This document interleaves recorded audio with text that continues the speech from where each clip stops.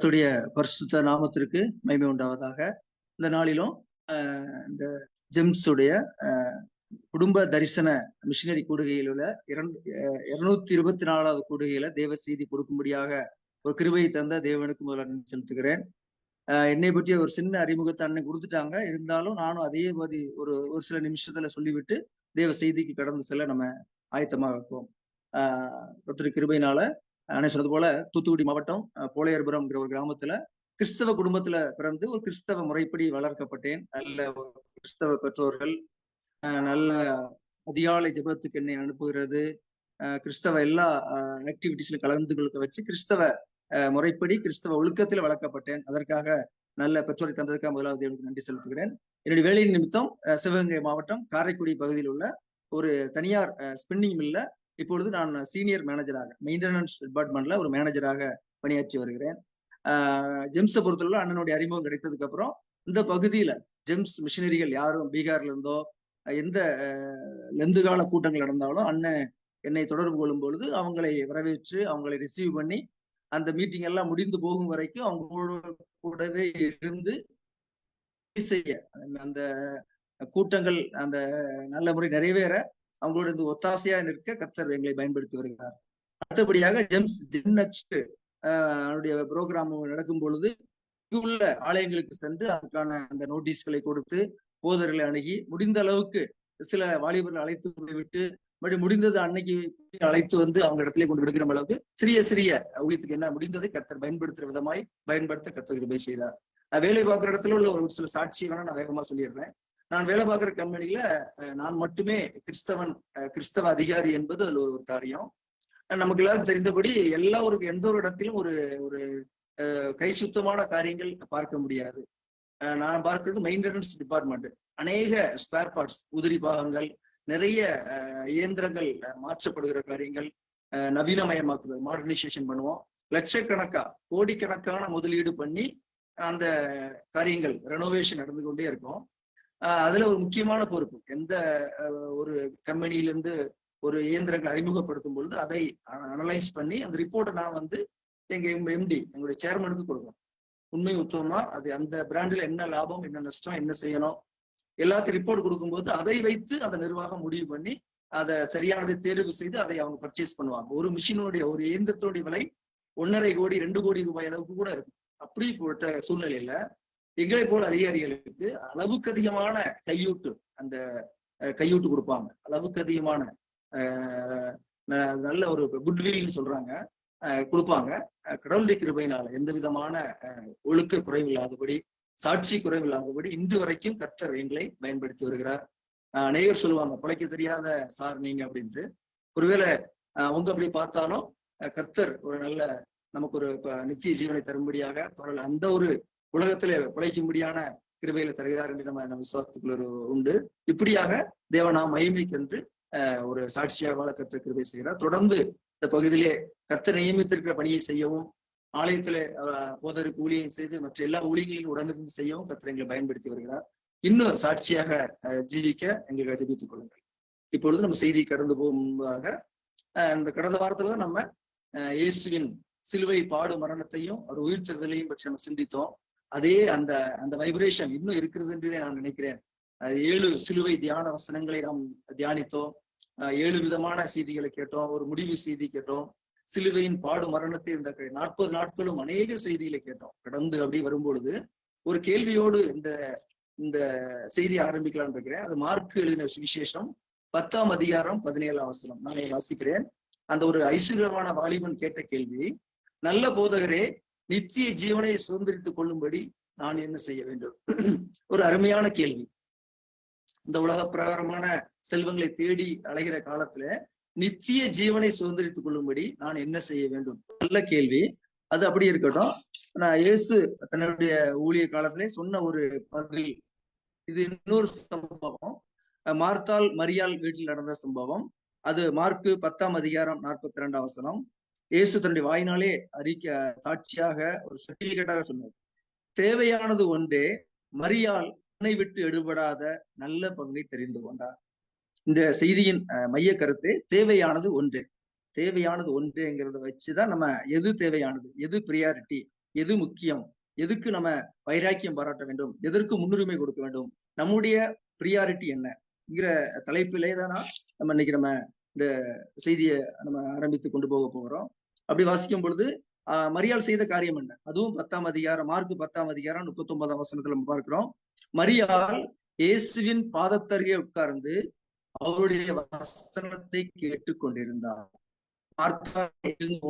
காரியங்களை பற்றி கவலைப்பட்டுக் கொண்டிருந்தால், மரியாள் செய்த காரியம் என்ன, இயேசுவின் பாதத்தருகே உட்கார்ந்து அவருடைய வசனத்தை கேட்டுக் கொண்டிருந்தார். இன்று நம்முடைய தனிப்பட்ட ஆவிக்குரிய வாழ்வு எப்படி இருக்கிறது? நம்முடைய வேத வாசிப்பு, நம்முடைய ஜெப ஜீவியம், நம்முடைய வாஞ்சை, நம்முடைய தாகம், நம்முடைய ஓட்டம், நம்முடைய முன்னுரிமை, நம்முடைய பரிசுத்த வாழ்வு, முதலாவது நம்முடைய காரியங்களை பற்றி வேகமா பார்த்துவிட்டு நம்முடைய சிந்தனை எப்படி மாற வேண்டும் என்பதை பார்த்து இந்த குறிப்பிட்ட நேரத்துல இந்த செய்தியை நம்ம முடிக்க நம்ம கடமைப்பட்டிருக்கிறோம். முதலாவது நம்முடைய வேத வாசிப்பு. வேத வாசிப்பு ஒரு அடிப்படை. நம்ம எல்லா கிறிஸ்தவர்களும் வாசிக்கிற காரியம் தான். தினமும் ஒரு அதிகாரத்தை வாசிப்போம், ஒரு ஒழுங்குமுறைப்படி வாசிப்போம். சமீபத்துல ஒரு நடந்த செய்தியாக ஒரு காரியத்தை நான் கேட்க நேர்ந்தது. அது என்னை அதிகமாய் பாதித்தது, என்னை உலுக்கியது. அந்த சம்பவத்தை சொல்லிவிட்டு நம்ம சிந்திக்க அழைக்கப்படுகிறோம். ஒரு இராணுவ தலைவன், ஒரு கிறிஸ்தவ இராணுவ தலைவன், நல்ல ஜபஜீவியம் உள்ளவர், ஒரு நல்ல வேதம் வாசிக்கிறார். அவர் போரிடும் போது அந்த அப்படியே கண் பார்வை பாதிக்கப்பட்டுவிட்டார், கண் தெரியாமல் போய்விட்டார். அப்பொழுது அவர் வேதத்தை வாசிக்க முயற்சிக்கிறார், வாசிக்க முடியவில்லை.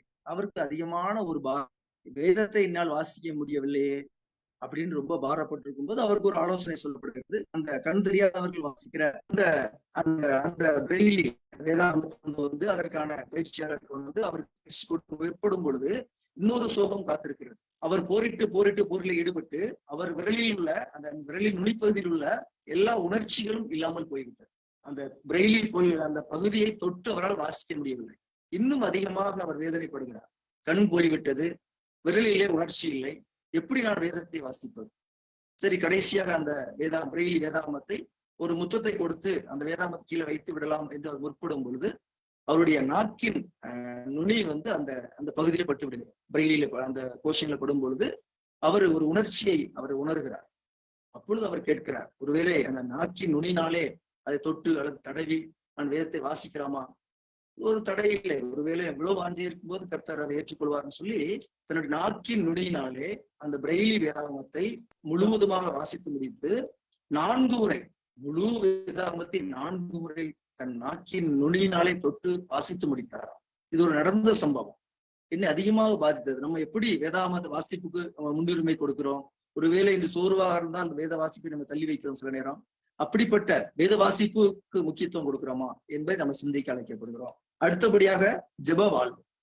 இயேசுவை அறியாதவர்களுக்காக, நம்முடைய பரிசுத்த வாழ்வுக்காக நம்முடைய ஜெப வாழ்வு எப்படி இருக்கிறதுன்னு பார்க்க வேண்டும். எரேமியா தீர்க்கதரிசன புஸ்தகம் 9ஆம் அதிகாரம் 1ஆம் வசனம் இப்படியா சொல்கிறது, என் தலை தண்ணீரும் என் கண்கள் கண்ணீரூற்றுமானால் நலமாயிரும். இன்னொரு இடத்துல இடுப்பு நொறுங்கும்படி பெருமூச்சு விட்டு அழுது ஜெபம் பண்ணுன்னு சொல்லுது. இப்படியாக ஒரு காரியத்துக்காக நம்ம பாரப்படும் போது, நம்முடைய பரிசுத்தத்திற்காக, இயேசு அறியாத மக்களுடைய அறியாமைக்காக, அவங்க ரட்சிப்புக்காக பாரப்படும் பொழுது நம்ம அறியாமலே நம்ம கண்களில் இருந்து கண்ணீர் வந்து பாரப்பட்டு ஜெபிக்கலாம். எரேமியா அப்படிதான் சொல்றாரு.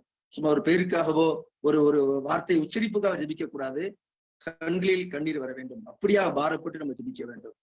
நம்ம ஜெப வாழ்வு, நம்முடைய பரிசுத்த வாழ்வு எப்படி இருக்குன்னு பார்க்கணும்னா ஒரு டெஸ்ட் என்ன சொல்றாங்கன்னா, நம்முடைய முழங்காலுடைய அந்த பகுதியை தொட்டு பார்க்க சொல்றாங்க. முழங்காலுடைய அந்த தோல் எந்த அளவுக்கு கடினமாக இருக்கிறதோ அந்த அளவுக்கு உங்கள் இருதயம் மென்மையாக இருக்குன்னு சொல்றாங்க. எந்த அளவுக்கு நீங்க முழங்கால நிக்கிறீங்களோ அந்த அளவுக்கு உங்களுடைய வாழ்க்கை, உங்களுடைய பேச்சு, உங்களுடைய செயல்பாடெல்லாம் மென்மையாக தேவனுக்கு பிரியமானதாக இருக்கு என்று நம்ம ஒரு வேலையை சிந்திக்க அழைக்கப்படுகிறோம். நம்முடைய பரிசுத்த வாழ்வு எப்படி இருக்கணும்? வெளிப்படுத்துற விசேஷம் அது எல்லாருக்கும் தெரிந்த வசனம் தான். பரிசுத்தம் உள்ளவன் இன்னும் பரிசுத்தமாகும். பரிசுத்தத்துக்கு எல்லையே கிடையாது. பரிசுத்தத்துக்கு என் ஜீவன் எல்லை எங்கிலும் பரிசுத்தம் என எழுதும்னு ஒரு தரிசன பாடல ஒரு வரிவன். அப்படியாக நம்முடைய எல்லையுடைய எல்லா பகுதியிலும் பரிசுத்தம் காணப்பட வேண்டும். பரிசுத்தத்தின் மேல் பரிசுத்தம் அடைய வேண்டும். இதுதான் நம்முடைய எண்ணமாக இருக்க வேண்டும். தேவையானது ஒன்றாக இருக்க வேண்டும். கர்த்தரிடத்தில் எப்படி அன்பு கூறணும்? அந்த யோவான் 21ஆம் அதிகாரம் 15ஆம் வசனம் தான், இவர்களிலும் அதிகமாய் நீ என்னிடத்தில் அன்பு கூறுகிறாயா? மற்றவங்க அன்பு கூறுவாங்க, அவங்கள விட 1 மடங்கு அதிகமாய் நம்ம அன்பு கூறணும். அது கர்த்தருக்கு தெரியணும், மற்றவங்களுக்கு தெரியணும் அவசியம் இல்லை. மற்றவங்களை விட நம்ம அதிகமாய் அன்பு கூற நம்ம அழைக்கப்படுகிறோம். 2 புதிய ஏற்பாடுல உள்ள 2 சாட்சியான பெயரை மட்டும் வேகமாக சொல்கிறேன். நாத்தான்வேல், கொர்நேலியு. நாத்தான்வேலை பற்றி சொல்லப்படும் பொழுது, இதோ கபடற்ற உத்தம இஸ்ரவேலன் என்று சாட்சி பெறுகிறார். கபடற்ற உத்தம இஸ்ரவேலன், நம்முடைய செயல்கள், நம்முடைய சிந்தனைகள். கொர்நேலியை பற்றி சொல்லப்படும் பொழுது, நற்சாட்சி பெற்றவர் என்று பார்க்கிறோம். உன் ஜெபம் கேட்கப்பட்டது, உன் தான தர்மங்கள் தேவ சந்நிதியில் நினைத்தருளப்பட்டது. அப்படியாக சாட்சிப்பட்ட கொர்நேலியை போல நம்முடைய வாழ்க்கை இருக்க வேண்டும் என்று நம்ம அழைக்கப்படுகிறோம். யோசேப்புடைய வாழ்க்கையை பார்க்கிறோம். பாவமான சூழ்நிலை வரும் பொழுது அதை உதறி தள்ளிவிட்டு ஓடுகிற ஒரு வாஞ்சையுள்ள, அதை தீவிரமான காரியமாய் செயல்பட்ட யோசேப்பு. அத எபிரேயர்ல நம்ம வாசிக்கிறோம் 12ஆம் அதிகாரம் 4ஆம் வசனத்துல, பாவத்திற்கு விரோதமாய் போராடுகிறதில் ரத்தம் சிந்தப்படத்தக்கதாக நீங்கள் இன்னும் எதிர்த்திருக்கவில்லையே. பாவமான சூழ்நிலை வரும்பொழுது தீவிரமாய் ரத்த சிந்தனா கூட பரவாயில்ல, அந்த பாவத்தை நான் தொடமாட்டேன், பாவத்துக்கு விரோதமாய் போராடுவேன் என்று நம்முடைய அந்த போராட்டம் இருக்க வேண்டும் என்று அழைக்கிறோம். சிம்சோன் நமக்கு தெரியும், பாவத்திலே விழுந்து போன ஒரு நபர், நசரணையாக அழைக்கப்பட்ட அந்த சிம்சோன், ஆனால் தன்னுடைய கண்ணின் இச்சையினால அதில் விழுந்து ஒரு மோசமான எடுத்துக்காட்டாய் வேதாகமத்தில் எழுதப்பட்டிருக்கிறது. எல்லாருக்கும் ஒரு விந்தையாக இருக்க வேண்டிய அந்த நசரேயன் அழைக்கப்பட்ட அந்த சிம்சோன் ஒரு வேடிக்கை காட்டினான்னு பாக்குறோம். மாவரைச்சார்னு பாக்குறோம். வேடிக்கையான பொருளாய் மாறி போனார்.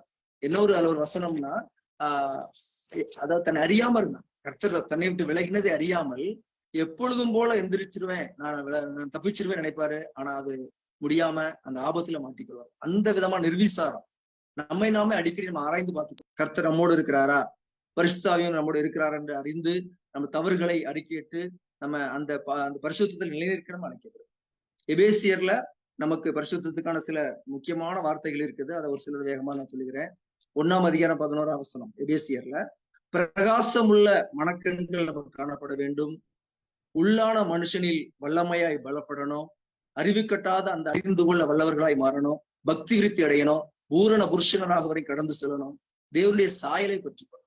இப்படியாக நிருபங்களிலே ராணி, கியூன் ஆஃப் த லெட்டர்ஸ் சொல்றாங்க எபேசியரை. அப்படி அந்த பரிசுத்த வாழ்வுக்கு, அந்த ஸ்டாண்டர்ட் ஆஃப் ஸ்பிரிச்சுவல் லைஃபுக்கு கடந்து செல்றதுக்கு இப்படிப்பட்ட அனுபவங்கள் வழியா கடந்து சென்று தேவையானது ஒன்றே என்று சொல்றோம் இல்லையா. இதுதான் நம்முடைய எண்ணம், ஏக்கமெல்லாம் பரிசுத்தத்தின் மேல் பரிசுத்தமாகிற அளவுக்கு இந்த இப்படிப்பட்ட காரியங்களை மனசுல நம்ம ஏற்றி சிந்தனைக்குள்ள கொண்டு வந்து அப்படி கடந்து செல்லணும். அதுல எல்லாத்தையும் சுருக்கி ஒரே வார்த்தையில சொல்லணும்னா, பரிசுத்தத்தில் பரிபூரணப்படணும் அப்படின்னு ஒரு வார்த்தை வரும் இங்கிலீஷ்ல. பெர்ஃபெக்டிங் த ஹோலினஸ். பெர்ஃபெக்டிங் த ஹோலினஸ். ஹோலினஸ்னாலே ஒரு நல்ல உன்னத வாழ்வு. அதுலயும் பெர்ஃபெக்ஷன் பண்ணிக்கிட்டே இருக்கணும். அப்படிப்பட்ட நிலைமைக்கு நம்ம கடந்து சொல்லணும். நம்ம தனிப்பட்ட பரிசுத்த வாழ்வு, பரிசுத்தத்தின் மேல பரிசுத்தம் அடையணும். இவ்வளவு பெரிதான ரட்சிப்பை பற்றி நம்ம ஒரு கவலையற்று இல்லாதபடி, ஒரு அசால்ட்டாக இல்லாதபடி, இந்த ரட்சிப்பு, இந்த கிறிஸ்துவை நமக்கு கொண்டு வந்த மிஷினரிகளை நம்ம நினைக்கிறோம். நம்ம பகுதிக்கு கடந்து சென்ற எத்தனையோ மிஷினரிகள் நம்ம பகுதி, குறிப்பாக சிவகாசி பகுதிக்கு வந்த ராக்லண்ட் ஐயாவுடைய சாட்சியான வாழ்வு, அர்ப்பணிப்பு தெரியும். தென்பகுதிக்கோ தமிழ்நாடு முழுவதும் வந்த அநேக மிஷினரிகள், மர்காஷிஷ் ஐயா, ரேனியேஷ் மிஷினரி, ரிங்கல் தௌபே மிஷினரி, ஜான் டக்கர், சாரால் டக்கர் அது நிறுவின ஜான் டக்கர் ஐயா, வெள்ளூர் சிஎம்சி ஐடாஸ் கேடர் அவங்க அந்த மிஷினரி, டோனாவூர்ல ஏமி கார்மைக்கேல் அம்மா. இந்த மிஷினரியுடைய தியாகத்தெல்லாம் பார்த்தோம்னா, இந்த ரட்சிப்புக்கு பின்னால அவங்கதான் நமக்கு அந்த ரட்சிப்பை கொடுத்தாங்க. நம்முடைய முன்னோர்களுக்கு நம்ம ஏற்றுக்கொண்டோம். இந்த கர்த்தருடைய கிருபையினால நம்ம ஆசீர்வதிக்கப்பட்டவர்களா இருக்கிறோம். அநேக மிஷினரி தலைவர்களை உருவாக்கி இருக்கிறோம். இப்படிப்பட்ட காரியங்களை பெற்ற நம்ம அந்த அதே பரிசுத்தத்துல, அதே தியாகத்துல நம்முடைய ஏக்கம், தியாகம், நம்முடைய எண்ணம் எல்லாம் நம்ம பரிசுத்தமா வாழணும். இன்னும் அநேகருக்கு கிறிஸ்துவ கொடுக்கணும். அப்படிப்பட்ட காரியங்களை நம்ம முன்னேறணும் ஒழிய, இன்று சபையில நம்ம பார்க்கிறோம் அநேக கௌரவ பதவிகளுக்கு எத்தனை போட்டிகள், எத்தனை சாட்சியற்ற காரியங்கள். அதை பார்க்கும் பொழுது நம்முடைய கண்ணுல கண்ணீர் வரும். என்னுடைய சபையோ, என்னுடைய கிறிஸ்தவ சமுதாயமோ இப்படி சாட்சியற்று இருக்குதே என்று நம்ம ஒரு வைராக்கியத்தோடு அவங்களுக்காக போராடி ஜெபிக்கிறதுலயும், இன்னும் நம்மளை பரிசுத்தத்துக்கு அர்ப்பணிக்கிறதுலயும் நம்ம முன்னேறும்படி நம்ம அழைக்கப்படுகிறோம். ஒரு ரட்சிக்கப்படாத ஒரு கூட்டமான மக்களை பார்க்கும்போது, உண்மையா நம்ம ரட்சிக்கப்பட்டு போனா நம்ம கண்ணுல இருந்து கண்ணீர் வந்தே ஆகும். உண்மையான ரட்சிக்கப்பட்டு போனா, கிறிஸ்துவோட நம்ம சிலுவையில் அறியப்பட்டு போனா, சிலுவையின் தியான வசனங்களை கடந்த வாரத்தில் நம்ம தியானிச்சோம். தாகமாய் இருக்கிறேன் என்று சொல்லிதான் அவர் கடைசியா ஜீவனை விட்டார். எதன் மேல் தாகமா இருந்தாரு? சமாரியா ஸ்திரீ சம்பவம் நமக்கு தெரியும். அந்த ஒரே ஒரு ஆத்மாவுக்காக அந்த ஸ்திரியை தேடி சென்று தாகமாயிருக்கிறேன் தா என்று கேட்கிறாரு. ஆனா அந்த பெண்ணிட கடைசி வரை அவர் தண்ணீர் வாங்கி குடிக்கவே இல்லை. அந்த பெண்ணுடைய காரியங்களை பேசுறாரு, உன் புருஷன் அழைத்துவான்னு சொல்றாரு. அந்த அவருடைய பாவ நிலைமை உணர வைக்கிறாரு. கடைசி அந்த என்ன சொல்றாங்க, இவர் கிறிஸ்து தானோ மேசியா என்று உணர வைத்து ரட்சிப்பை கொடுக்கிறார். சோ சரீர தாகத்துக்கு போல அவர் கேட்டு அந்த பெண்ணுடைய ஆத்தும தாகத்தை தீர்க்கிறவராக ரட்சிப்பு கொடுக்கிறவராக கடந்து செல்கிறார். இப்படிப்பட்ட ஒரே ஒரு ஆத்துமாவுக்காக அவர் கடந்து செல்வாரானால் இன்று நம்ம வாழ்கிற தேசம், நம்முடைய பகுதி, எத்தனை லட்சக்கணக்கான கோடிக்கணக்கான ஜனங்கள் இயேசுவை அறியாமல் தாகமா இருக்கிறாங்க. தாகமா இருக்கிற வார்த்தை கடந்த வாரத்துல நம்ம சிந்தித்தோம். 7 வசனங்கள், இந்த வசனம் என்னை அதிகமாக பாதிச்சதுனால அதையும் இணைத்து இந்த செய்தியை நான் ஆயத்தப்படுத்த கர்த்தர் கிருபை செய்தார். நம்முடைய முதலாவது நம்முடைய பரிசுத்தமான வாழ்வு, பரிசுத்தத்தில் பரிபூர்ணம் அடையணுமே என்கிற தாகம். 2வது அழிந்து கொண்டிருக்கிற லட்ச கோடாகோடி ஆத்துமாக்களுக்காக தாகப்படும். அந்த ஆத்துமாக்களும் கிறிஸ்துவின் மந்தைக்குள் வரணுமே, நித்திய ஜீவனை பெற்றுக் கொள்ளணுமே, பரலோக ராஜ்யத்தில் வரணுமேங்கிறதா. முதலாவது நம்முடைய தனிப்பட்ட நம்முடைய பரிசுத்த வாழ்வு பரிபூர்ணம் அடைகிற தாகம். 2வது அழிந்து கொண்டிருக்கிற இயேசுவை ஒரு முறை கூட கேள்விப்படாத எத்தனை கோடி ஜனம் வாழ்கிறாங்க, கூட்டம் கூட்டமாக வாழ்கிற இந்த தேசத்துல நம்ம வாழ்ந்து கொண்டிருக்கிறோம். ஒரு தரிசனம் உள்ள ஒரு மிஷினரி இயக்கத்துல நம்ம இணைச்சிருக்கிறோம். குடும்ப தரிசன கொடுகைகளை நம்ம பங்கு பெற்றுக் கொண்டிருக்கிறோம். அந்த நம்முடைய தரிசனம், மரியாள் சொன்னது போல தேவையானது ஒன்றிட்டு சாட்சி பெற்ற அந்த மரியாதை போல நம்ம எதுக்கு முன்னுரிமை கொடுக்கிறோம், எதன் மேல் தாகமா இருக்கிறோம், எதன் மேல் நம்முடைய வாஞ்சை வைராக்கியம் இருக்கிறது என்று நம்ம பார்க்க அழைக்கப்படுறோம். தாகமா இருக்கிறேங்கிறத பார்க்க போலாம். யாரோ எங்கேயோ ஒரு ஆத்துமா, ஒரு மிஷினரி இப்படியா ஒரு விபத்துல சிக்கிக்கொள்றாரு, அல்லது இப்படி தாக்கப்படுகிறாரு, ஒரு ஆலயம் இடிக்கப்படுது, ஏதோ ஒரு அவர் நம்ம பார்த்ததும் கிடையாது, அந்த பகுதிக்கு போனதும் கிடையாது. அதை கேள்விப்பட்டவன நம்ம இருதயத்துல ஒரு பாரம் வருது, ஒரு வேகம் வருது, ஒரு உந்துதல் வருது. ஜெபிக்கிறோம், கண்ணீர் விட்டு ஜெபிக்கிறோம். கண்ணீர் சும்மா வந்துருமா? சும்மா கண்ணீர் விட்டு ஜெபம் பண்ணுங்கன்னு சொன்னா பாரம் இல்லாதவங்களுக்கு கண்ணீர் வரவே வராது. சோ அந்த கண்ணீர் கொண்டு வருகிற அந்த பாரம், தேசம் அழிகிறதே, ஒரு மிஷினரி தாக்கப்படுறாரு, இவ்வளவு கஷ்டப்பட்டு கட்டப்பட்ட ஒரு ஆலயம் இடிக்கப்படுதே அப்படின்னு அந்த பாரம் வரும் பொழுது நம்முடைய தாகம் நம்ம அறியாமலே கண்ணீரை கொண்டு வருகிறது. அது ஒரு பெரிய மாற்றத்தை தேசத்துல கொண்டு வரும். அநேக ஆத்துமாக்களை நம்ம சந்தித்து கொண்டிருக்கிறோம். கர்த்தர் பெரிய மாற்றத்தை தேசத்தில் கொண்டு வரும்படியாகவும் நம்முடைய பகுதியிலே ரட்சிப்பிலே கொண்டு வருகிறதாகவும் இந்த தாகம் இருக்கணும், நம்முடைய முன்னுரிமை இருக்கணும் என்று நம்ம மறுபடியுமாக நம்ம உணர அழைக்கப்படுகிறோம். சமீபத்தில் நடந்த ஒரு ஒரு பெரிய திருவிழா சொல்ல நினைக்கிறேன், பட் இருந்தாலும் சரி ஞானமாய் சொல்ல கத்துக்கிறவே செய்வார். கும்பமேளாங்கிற ஒரு அந்த திருவிழாவுல பற்றி ஒரு புள்ளி விவரம் என்னை அதிகமாய் அசைத்தது. சோ அதை வச்சு நம்ம அந்த ஜபத்துக்காக மட்டும் அதை நம்ம பயன்படுத்திட்டு நம்ம அதை பின்னால கடந்து செல்லலாம். தொலைக்காட்சியில் நம்ம பார்த்தோம், சமூக வலைதளத்துல நம்ம பார்த்தோம், எத்தனை பேர் கலந்து கொண்டாங்கிற புள்ளி விவரத்தை பார்த்தா அந்த 45 நாட்கள் அந்த திருவிழா நடந்திருக்குது. அந்த அரசுக்கு, அந்த நடத்தின அந்த மாநில அரசுக்கு வந்த வருமானம் 3 லட்சம் கோடி வருமானம். அந்த டிராவல் மூலமா, டூரிஸ்ட் மூலமா, பல விற்பனைகள் மூலமாக 3 லட்சம் கோடி வருமானம் வந்திருக்குது. எத்தனை பேர் கலந்து கொண்டாங்கன்னா 65 கோடி ஜனங்கள்னு சொல்றாங்க. 65 கோடி. வெளிநாட்டுல இருந்து 10 கோடியா எத்தனை பேர் வந்தான்னு சொல்றாங்க. மொத்தம் கலந்து கொண்டவங்க 65 கோடி ஜனங்கள் அல்ல, 65 கோடி ஆத்துமாக்கள். இதுதான் நம்முடைய தரிசன கூடுகையில் உள்ள நமக்கு முன்னே வைக்கப்படுகிற கேள்வி. 65 கோடி ஆத்துமாக்கள்.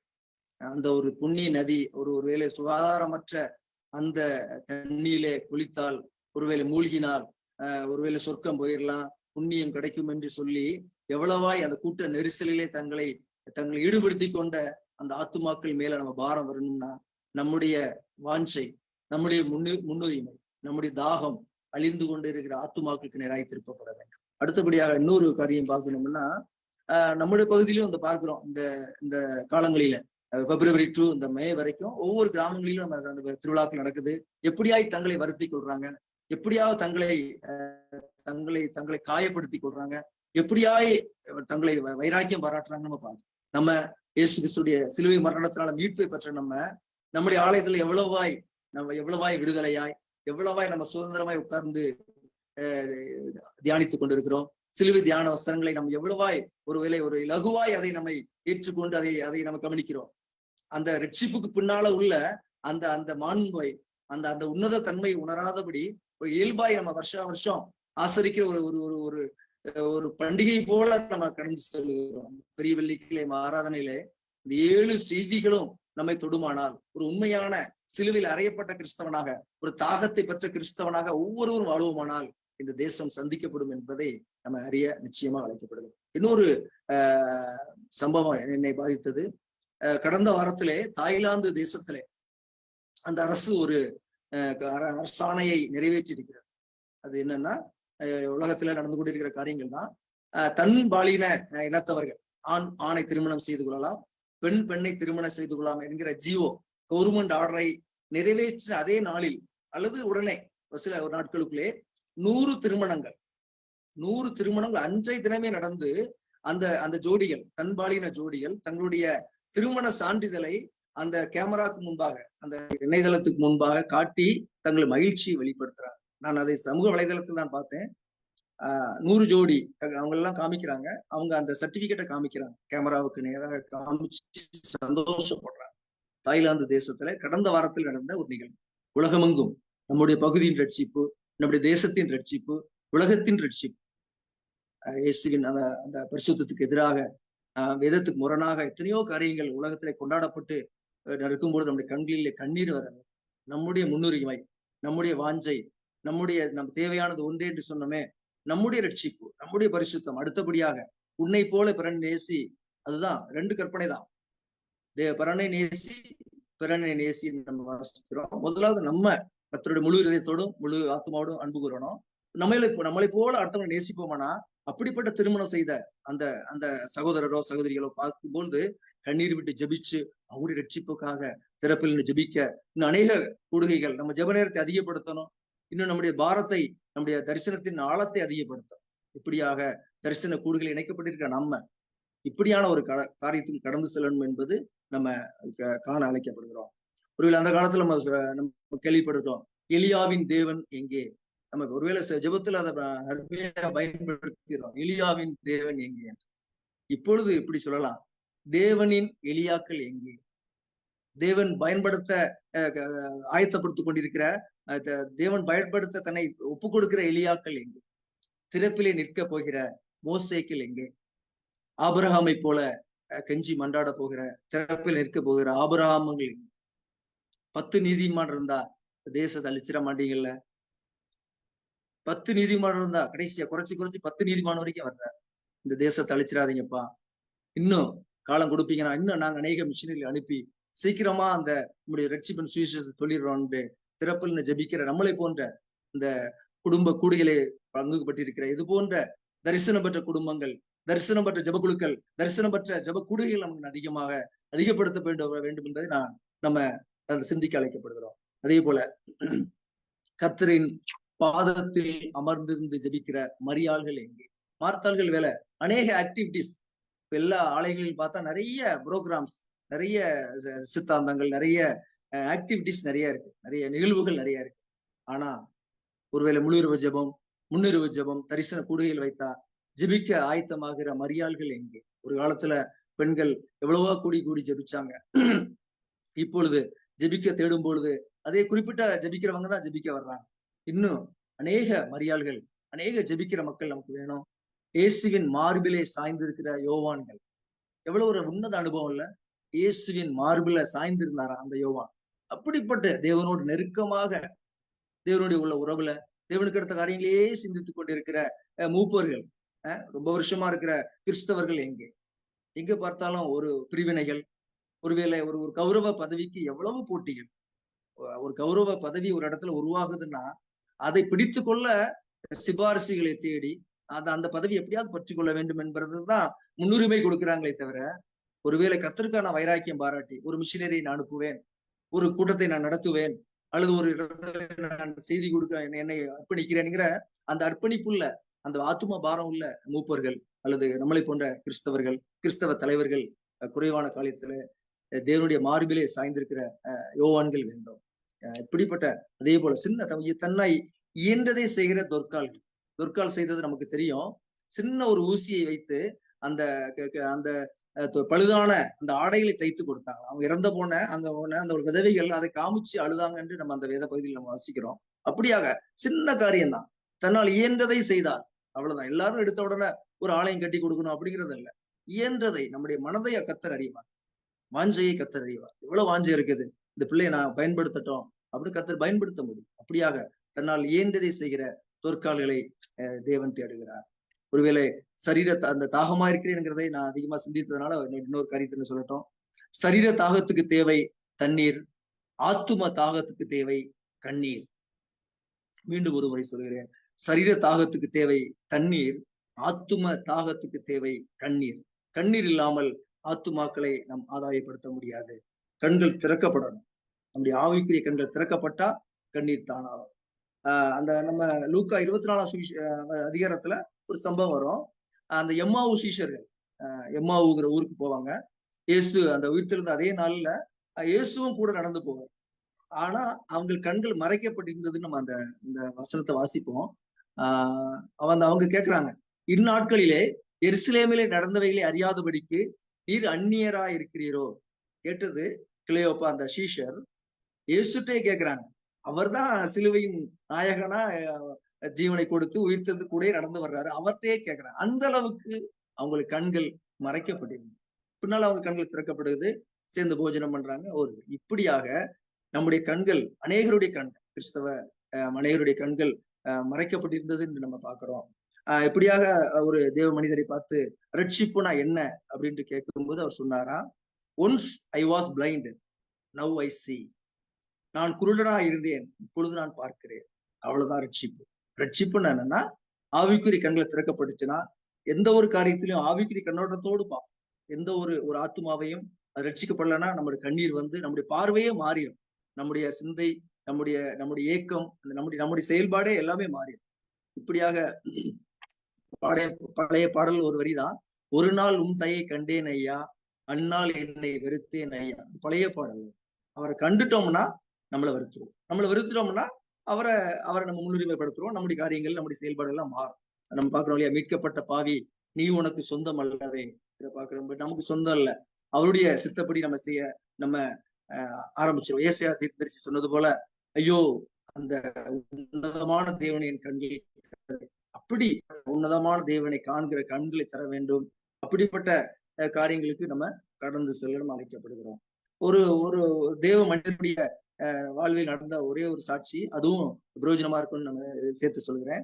டிஎல் மூடி என்ற அந்த தேவ மனிதரை பார்த்து அநேக தேவ ஊழியர்கள் சந்தித்து கேட்டாங்களா, உங்களுடைய ஊழியத்தின் ரகசியம் என்ன?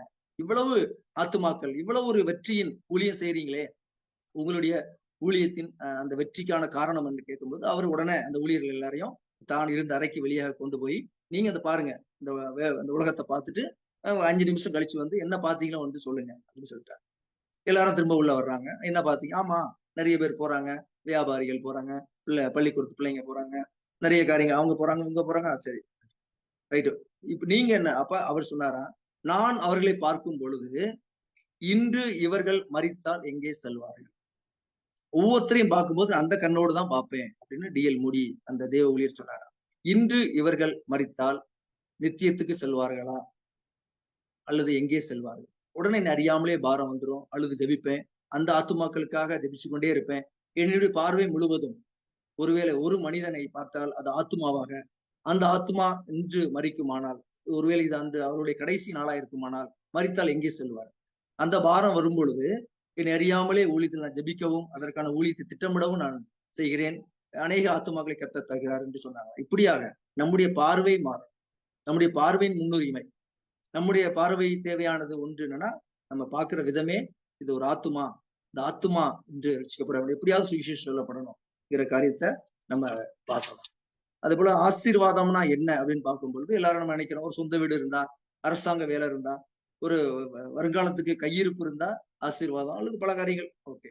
ஆனால் ஆசீர்வாதம், உண்மையான ஆசீர்வாதம் என்ன அப்படின்னா, எந்த அளவுக்கு தேவனோடு நம்ம நெருங்கி ஜீவிக்கிறோமோ, நம்முடைய பரிசுத்த வாழ்வு, நம்முடைய ஆவிக்குரிய ஜீவியம் எப்படி இருக்கிறதோ, பரிசுத்தமா இருக்கிறதா, தேவன் மெச்சிக்கிற அளவுக்கு இருக்குதா, மரியாள் போல நல்லா நீ செய்யறாங்க, தேவையானது ஒண்ணு தெரிந்து கொண்டால் அந்த சர்டிபிகேட் கொடுக்குற அளவுக்கு நம்முடைய வாழ்வு இருக்குதா, கர்த்தர் நம்மை மெச்சுகிறாரா, கர்த்தருக்கு பிரியமா நடக்கிறோமா, அதுதான் ஆசீர்வாதம்.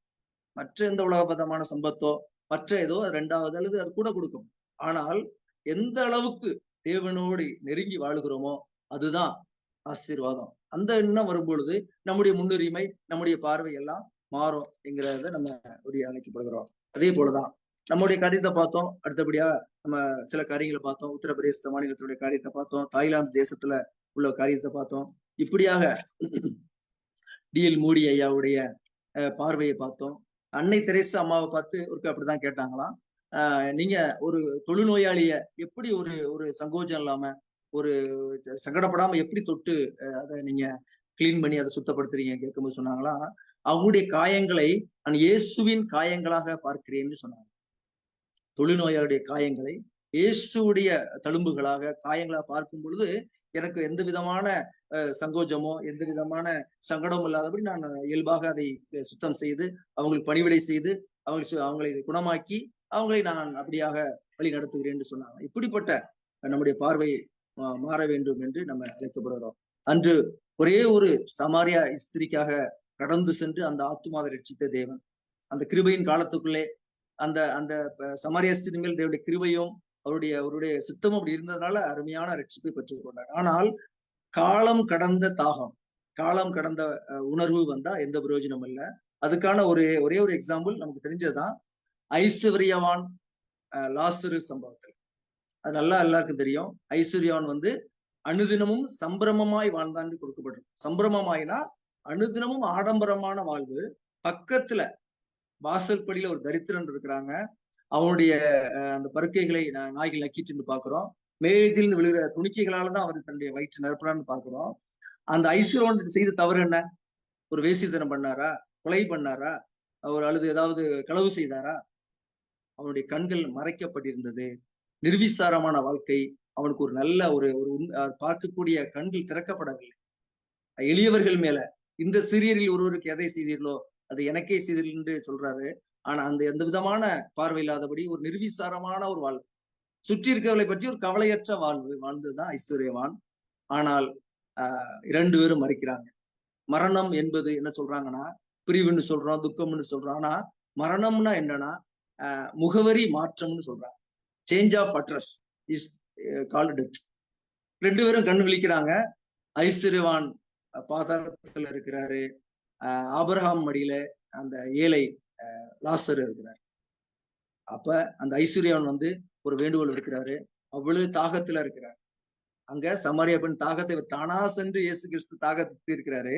இந்த ஐஸ்வர்யவான் பரலோகத்தை நோக்கி தாகமா இருக்கிறேன், ஒரு சொட்டு தண்ணீர் அவன் விரல் நுனியினால தொட்டு என் நாக்குல வைங்கன்னு சொல்லும் போது அந்த பரலோகத்தினால அந்த தாகமா இருக்கிறேன் என்று அந்த பெண்ணின் தாகத்தை இந்த ஐஸ்வர்யன் தாகவில்லை.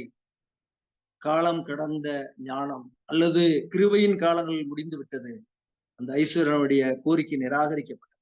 அப்பொழுது அவர் சொல்றாரு, இன்னும் எனக்கு 5 சகோதரர் உண்டு, அவங்களுக்கும் அந்த சுவிசேஷம் அடையணும். அப்ப சொல்றாங்க, ஆமா அங்க போதகர்கள் இருக்கிறாங்க, சபை நடத்துறவங்களா இருக்கிறாங்க, அங்க சுவிசேஷங்கள் சொல்லப்பட்டு கொண்டிருக்கிறது, அதை கேட்க சொல்லுங்க. அப்ப அவர் சொல்றாரு, இங்க இருந்து ஒருத்தர் அனுப்புவோம், அப்பதான் அவங்க கேட்பாங்க. அப்பொழுது சொல்றாரு, அங்க உள்ளவங்க சொல்லி கேட்கலன்னா இங்க இருந்து ஒருத்தர் போனாலும் சொன்னா கேட்க மாட்டாங்க. அப்படியாக ஒருவேளை நம்ம ஒவ்வொரு முறையும் ஒவ்வொரு வாரமும் கேட்கிற செய்தி தானே, ஒவ்வொரு வாரம் கேட்கிற கூடுகைகள் தானே என்று அலட்சியமாக மந்தாவி போன்ற ஒரு நிர்விசாரமான வாழ்க்கை கிறிஸ்தவ காரியங்களில் இருக்கலாம் என்று நான் ஒருவேளை நினைக்கிறேன். ஒரு இயல்பான ஒரு கூடுகை, இயல்பான அந்த செய்தியையோ அல்லது நம்ம அந்த பிரசங்கங்களையோ சாதாரணமாக நினைக்கக்கூடிய காலங்கள் அது ஒரு ஆபத்தான காரியம். ஒருவேளை கிருபையின் காலம் முடியுமானோம், ஒருவேளை எந்த நேரமும் நம்முடைய ஜீவனுடைய கடைசி நாள் நமக்கு தெரியாது. இந்த வருஷம் இருக்கட்டும் என்று கிருபையின் காலத்துல நம்ம வாழ்ந்து கொண்டிருக்கலாம். அந்த ஐஸ்வர்யான போல ஒருவேளை நிர்விசாரமாக அல்ல காலம் கடந்து அல்லது இயல்பாக நம்ம நடந்து கொண்டிருப்போமானால், ஒரு தாகம் இல்லாமல், வாஞ்சை இல்லாமல், எதற்கு முன்னுரிமை கொடுக்க வேண்டும் என்கிற எண்ணம் இல்லாமல் நம்ம வாழ்ந்து கொண்டிருப்போமானால் அந்த ஐஸ்வர்யானுடைய நிலைமை ஏற்படலாம். அது ஒரு எச்சரிப்பான ஒரு காரியம். அந்த ஒரு ஆத்துமா தாகத்து தீர்க்கப்பட்ட சமாரியா ஸ்திரீ, இங்கு ஒரு ஆத்துமா கெஞ்சப்படுகிறது, ஆனால் அவனுடைய தாகம் தீர்க்கப்படவில்லை. அந்த ஒரு ஆத்துமாவுக்காக தேவன் அவ்வளவு பட்சமாயிருப்பாரானால் தேசத்தில் உள்ள நம்ம பார்த்தோமே 65 கோடி ஆத்துமா. நம்மை சுற்றிலும் கூட அநேக இயேசு அறியாத மக்கள் உண்டு. நம்ம பகுதியிலும் குஜராத்தில் உண்டு, உத்தரப்பிரதேசங்கள் உண்டு. ஒரு செய்தியில கேட்டேன், தேவ மனிதர் சொன்னதுதான், அதை நம்ம தொட்டதால் மறுபடியும் சொல்றேன். நமக்கு 2 விதமான பார்வைகள் வேண்டும். ஒன்று கிட்ட பார்வை, இன்னொன்று தூர பார்வை. தூர பார்வை வட மாநிலத்திலே நம்ம மிஷினரி ஸ்தாபனங்களை நிறுவி அதை மையமாக கொண்டு வட மாநிலத்திலே வட இந்தியாவிலே ஊழியர்கள் செய்து கொண்டு இருக்கிறோம். இன்னொன்று கிட்ட பார்வை, நம்ம வீட்டை சுற்றி, நம்முடைய ஆலயத்தை சுற்றி, நம்முடைய கிராமங்களை சுற்றி, நம்முடைய வாழ்வை சுற்றி இருக்கிற இயேசு அறியாத ஒரு கூட்ட ஜனங்கள். 2 ஜனங்களுக்கும் சுவிசேஷம் அடைய வேண்டும். இங்கு நம்முடைய வாழ்வினால, நம்ம நடக்கையினால அவங்களை ஆதாயப்படுத்திக் கொள்ளலாம். அங்கு நம்ம மிஷினரி அனுப்பி அங்கு நம்ம பணிகளை செய்து அவங்களுக்கு சுவிசேஷம் கொண்டு செல்கிறோம். இப்படியாக 2 விதமான ஊழியங்களை நம்ம செய்ய அழைக்கப்படுகிறோம். இன்னும் அவர்கள் காலங்கள் வரலாம். சமாதானம் உள்ள தேசத்திலேயே அடைக்கலம் தேடினால் யோர்தான் பிரவாகித்து வரும் பொழுது என்ன செய்வாய்? இப்படி ஒரு சமாதானம் உள்ள தேசத்திலேயே நம்ம இன்னும் நமக்காகவே ஜெபித்துக் கொண்டு ஜெப உதவி தேடிக்கொண்டு இருக்கிறோம். இன்னும் யோர்தான் போன்ற காலங்கள், தேசத்தில் உள்ள ஆட்சி நிலைமையெல்லாம் நமக்கு தெரியும். எப்பேற்பட்ட சூழ்நிலையிலும் தேவனோட உதவியோடு நம்மையும் ஆதாயப்படுத்தி கொண்டு ஒரு கூட்ட ஜனத்தையும் ஆதாயப்படுத்த நம்ம அழைக்கப்படுகிறோம். ஒரு நல்ல வசனம், அதிக பயத்தோடும் நடுக்கத்தோடும் உங்கள் ரட்சிப்பு நிறைவேற பிரயாசப்படுங்க. தன்னை நிற்கிறவன் என்று எண்ணுகிற எவனும் விழாதபடிக்கு எச்சரிக்கையா இருக்க கடவன் என்று ஒரு வசனர்.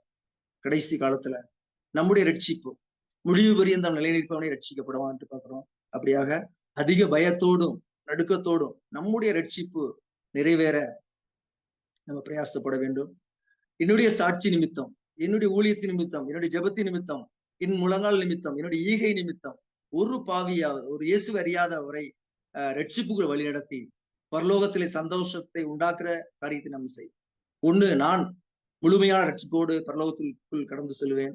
2வது, ஒரு ஆத்துமாவையாவது ஆதாயப்படுத்தி, ஒரு கூட்ட ஜனத்தை ஆதாயப்படுத்தி பரலோகத்துல சந்தோஷத்தை ஏற்படுத்துற ஒரே நிகழ்வு மனம் திரும்புகிற ஒரு பாவிதான் அப்படின்னு நம்ம எல்லாருக்கும் தெரிஞ்சதுதான். மனம் திரும்புகிற ஒரு பாவி நிமித்தம் தான் பரலோகத்துல சந்தோஷத்தை உண்டாக்கப்படும். எப்படியாவது ஒரு மிஷினரி அனுப்பியோ அல்லது நான் ஜெபத்தை பாரப்பட்டு ஜெபித்தோ, எப்படியாவது மற்றவங்களை அந்த கூட்டத்துக்குள்ள கொண்டு வந்தோ, எப்படியாவது உழைத்தோ ஒரு கூட்ட ஜனத்தை அல்லது ஒரு ஆத்துமாவையாவது பரலோகத்துக்கு கொண்டு செல்வேன். என் பகுதியிலோ வட இந்தியாவிலோ இப்படியாக நம்ம நடத்தி செல்ல அழைக்கப்படுகிறோம். ஒருவேளை நம்ம கடைசி நேர அர்ப்பணிப்புக்கான நேரத்துக்குள்ள வந்திருக்கிறோம். ஒருவேளை நம்ம ஜபத்துக்கு கூட நம்ம ஜப சிந்தையோடு கடைசி அர்ப்பணிப்புக்குள்ள நம்ம அந்த சிந்தையோடு அமருவோம். அநேக காரியங்களை பார்த்தோம். இன்றைய கிறிஸ்தவ சமுதாயத்துக்கு தேவை 3 காரியங்கள் தான். கண்களை மூடி நம்ம அந்த அர்ப்பணிப்புகள் கடந்து செல்வோம். எரியும் இருதயங்கள், புலம்பும் உதடுகள், சொரியும் கண்கள். இன்றைய கிறிஸ்தவ சமுதாயத்துக்கு தேவை. கிறிஸ்தவ ஆலயங்களுக்கோ நம்முடைய குடும்பங்களுக்குள்ளோ தேவையான காரியங்கள் எரியும் இருதயங்கள், புலம்பும் உதடுகள், சொரியும் கண்கள். ஆரவாரம் அல்ல, நிகழ்ச்சிகள் அல்ல, பரவசமான காரியங்கள், இசை சத்தங்கள் அல்ல, அலங்கார தோரணங்கள் அல்ல, ஒளி விளக்குகள் அல்ல, வான வேடிக்கைகள் அல்ல, ஆலயங்களை இடித்து மீண்டுமாக கட்டப்பட்டுக் கொண்டிருக்கிற விண்ணை முட்டும் ஆலய கோபுரங்கள் அல்ல, வரவேற்பு பதாகைகள் அல்ல. எத்தனை வரவேற்பு பதாகைகள், எத்தனை தனிப்பட்ட துதிப்பாடல்கள். யாரை உயர்த்துகிறோம்? பவுலா அவங்களுக்கு சிலுவையில் அறையப்பட்டான். எப்படியா அந்த வசனங்களை வாசிக்கிறானா? கிறிஸ்து உங்களுக்கு சிலுவையில் அறையப்பட்டாரே, அவரை முன்னுரிமைப்படுத்துகிறோமா? ஆலயத்தினிடம் நிலைமை, நம்முடைய கிறிஸ்தவ சமுதாயத்தின் நிலைமை நமக்கு நல்லா தெரியும். எல்லாரும் ஆலயத்துக்கு செல்கிறோம், எல்லா காரியங்களும் தேவை. இந்த சமுதாயத்துக்கு தேவை சொரியும் கண்கள் தான். 65 கோடி ஜனங்கள். அதை ஒரு முறை நம்ம கண்ணுல முன்னால கொண்டு வந்தோம்னா 65 கோடி 45 நாட்கள்ல அந்த இடத்துக்கு வந்து சென்றிருக்காங்களே. அப்பா, எவ்வளவு பெரிய கூட்டம்! 65 கோடி ஜனங்களுக்கு நாம எப்ப சுவிசேஷத்தை சொல்லி அறிவிக்கப்பட போறோம்? எத்தனை மிஷினரிகள் அனுப்பப்படணும்? தரிசன பாடல் அன்னைக்கு அன்னை பாடினாரே, அலை அலையாய் ஊழியர் எழுப்பினார் துதியுங்கள். அலை அலையாய் ஊழியர்கள் அனுப்பப்படணுமே. எங்களுடைய ஆலயங்களிலே ஒவ்வொரு ஞாயிற்றுக்கிழமையிலும் மிஷினரி பிரதர்ஷனைகள் நடக்க வேண்டுமே. அதே போல வட மாநிலங்களிலே ஞானஸ்நான ஆராதனை நடந்து கொண்டே இருக்கட்டுமே. எவ்வளவுப்பட்ட நல்ல ஒரு தரிசனம் அல்ல. நம்முடைய ஆலயங்களிலே மிஷினரி பிரதிஷ்டைகள் நடந்து கொண்டே இருக்க வேண்டும். வட மாநிலங்களிலே ஞானஸ்நான ஆராதனைகள் நடந்து கொண்டே இருக்க வேண்டும். 65 கோடி ஆத்துமாக்களே, 1 2 இல்லையே. தாகமாயிருக்கிற என்ற வார்த்தை தான் இந்த கடந்த வாரத்தில் அதிகமாய் பாதித்த வார்த்தை. ஒரு ஆத்துமாவுக்காக ஓடி வந்து நடத்தினாரே அந்த இயேசு கிறிஸ்து. கிறிஸ்து தானோ உடனடியாக தாமதமின்றி அந்த ஊருக்குள்ள சென்று சுவிசேஷம் சொன்ன சமாரிய ஸ்திரீ. காலம் கடந்த அந்த ஐஸ்வர்யவானுக்கு மறுக்கப்பட்ட அந்த தாகம் தீர்க்கிற பணி நமக்கு முன்னாடி இருக்கிற சவாலா இருக்கிற காரியம். கிறிஸ்தவ சமுதாயத்தில் உள்ள சாட்சியற்ற தன்மைகள் வட மாநிலங்களிலே கூட்டம் கூட்டமாய் புண்ணிய தலங்களுக்கு நடந்து கொண்டிருக்கிற, தங்களையே காயப்படுத்தி கொண்டு நடந்து கொண்டிருக்கிற ஒரு கூட்ட ஜனங்கள். மணந்திருக்கிற ஒரு பாவியை நம் ரட்சிப்புகளை வழிநடத்துவேன். கட்டப்பட்ட மனிதரெல்லாம் கட்டவிழ்க்கப்பட வேண்டும். காயப்பட்ட மனிதரெல்லாம் கல்வாரி வர வேண்டும். கர்த்தர் உம்மை காண வேண்டும். எவ்வளவு ஒரு அருமையான ஃபாதர் பாடின பாடல்கள். எத்தனை விதமாய் பட்டிருக்கிற ஜனங்கள், ஆத்துமாக்கள். கட்டப்பட்ட மனிதரெல்லாம் கட்டவிழ்க்கப்பட வேண்டும். காயப்பட்ட மனிதரெல்லாம் கல்வாரி வர வேண்டும். கர்த்தர் உம்மை காண வேண்டும். அதற்கு காரணமாக நம்ம இருப்போமா? மரியாதை போல நல்ல பங்கை தெரிந்து கொண்டு ஆரம்பிச்சோம். நம்முடைய தரிசனம் எவ்வளவாய் விரிவடைய வேண்டும். குடும்ப தரிசன மிஷினரி கூட. என்ன அருமையான தலைப்பு இந்த கொள்கைக்கு. குடும்ப தரிசன மிஷினரி கோடு. கர்த்தர் உம்மை காண வேண்டுமே இந்த 65 கோடி ஜனங்கள். பரிசுத்தம் உள்ளவன் இன்னும் பரிசுத்தமாகட்டும். தாகம் உள்ளவன் இன்னும் தாகமாகட்டும். ஒரு கூட்ட ஜனங்களை நாங்கள் ஆதாயப்படுத்துவோம். எங்களையும் நாங்கள் பரிசுத்தவான்களாய் காத்துக்கொள்வோம். அந்த குருத்துளை ஞாயிறு அன்னைக்கு கர்த்தர் சொன்ன ஒரு வார்த்தை, உங்களுக்கு எதிரே இருக்கிற கிராமத்துக்கு போங்கள், அங்கே கட்டப்பட்டிருக்கிற கழுதையையும் குட்டியையும் காண்பீர்கள், அவைகளை அவிழ்த்து என்னிடத்தில் கொண்டு வாருங்கள். யாராவது ஏதாவது கேட்டால் இவைகள் என் ஆண்டவருக்கு வேண்டும் என்று சொல்லுங்கள், அப்பொழுது அவன் உங்களை அனுப்புவான். நமக்கு முன்னே இருக்கிற கிராமங்கள் எத்தனை தெரியுமா? 6,40,867 கிராமம். ஒரு கிராமத்துக்கு அவர் போக சொன்னாரு. நமக்கு முன்ன இந்திய தேசத்தின் கிராமங்களுடைய எண்ணிக்கை 6,40,867 கிராமங்கள். நம்முடைய தரிசனத்தின் ஆழம் போதுமா? நம்முடைய தாகத்தின் ஆழம் போதுமா? நம்முடைய தீவிரம் போதுமா? நம்முடைய ஜெப நேரம் போதுமா? நம்முடைய கண்ணீரின் அளவு போதுமா? ஜெபிப்போம்.